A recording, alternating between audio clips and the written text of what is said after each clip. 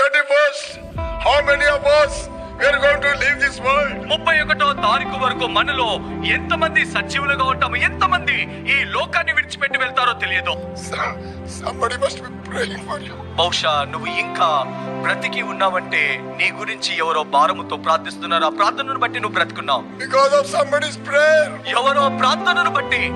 It could be anyone. అది ఎవరైనా అయి ఉండవచ్చు. Maybe members of your family. బహుశా నీ కుటుంబ సభ్యులు నీ గురించి ప్రార్థిస్తున్నారేమో. Maybe believers of the church. బహుశా నీ సంఘంలోని విశ్వాసులు ప్రార్థిస్తున్నారేమో. God's servant. బహుశా దేవుని సేవకులు ప్రార్థిస్తున్నారేమో. They must be weeping and praying for వారు నీ you. కొరకు ఏడుస్తూ ప్రార్థిస్తున్నారు. Because of their prayer. వారి యొక్క ప్రార్థనకు ప్రతిఫలముగా Last 3 years God has given to you. గడిచిన 3 సంవత్సరాలు దేవుడు Oh God, have mercy. ఓ దేవా మా పైన కనికరాన్ని చూపించవా. My enemy has taken away everything. ప్రభువా మా శత్రువు మా నుండి సమస్తాన్ని తీసుకొని వెళ్ళాడు. Only ash is remaining. ప్రభువా బూడిద మాత్రమే మిగిలింది. Why can't you say this to the Lord? నువ్వు ఎందుకు ఈ విధంగా ప్రభుతో చెప్పవు? God is telling, కానీ దేవుడు అంటున్నాడు, my son, నా కుమారుడా, my daughter, నా